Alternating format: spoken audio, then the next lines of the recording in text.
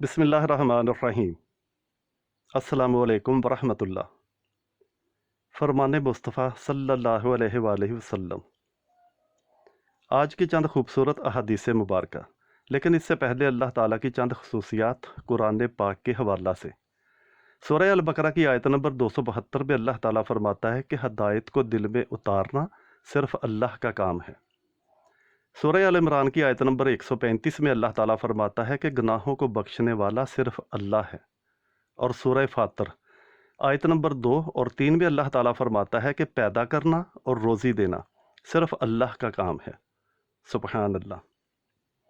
اب آتے ہیں آج کی احادیث مبارکہ کی طرف۔ تو سب سے پہلے صحیح بخاری کی حدیث نمبر 6012، حضرت انس بن مالک رضی اللہ تعالیٰ عنہ سے روایت ہے کہ نبی کریم صلی اللہ علیہ وآلہ وسلم نے فرمایا کہ اگر کوئی مسلمان کسی درخت کا پودا لگاتا ہے اور اس درخت سے کوئی انسان یا جانور کھاتا ہے تو لگانے والے کے لیے وہ صدقہ ہے۔ اگلی حدیث ترمذی سے ہے اور نمبر ہے اس کا 2493۔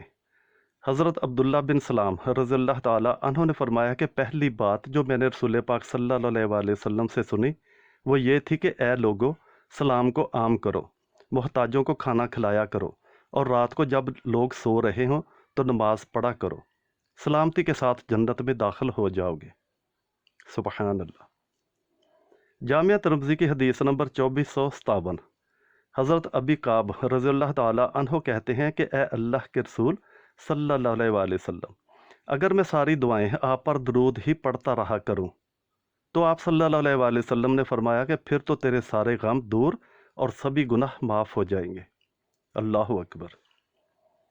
حضرت عبداللہ بن عباس رضی اللہ تعالیٰ عنہ روایت کرتے ہیں کہ نبی کریم صلی اللہ علیہ وآلہ وسلم نے فرمایا کہ جب تو فجر کی نماز پڑھا کرے تو اپنی دنیا کے لیے 3 مرتبہ یہ دعا پڑھ لیا کر: سبحان اللہ العظیم و بحمدہ ولا حول ولا قوۃ الا باللہ۔ اللہ تعالیٰ تجھے 4 بیماریوں سے محفوظ فرمائے اور نجات میں رکھے گا: پاگل پن، کوڑ، اندھا پن اور فالج۔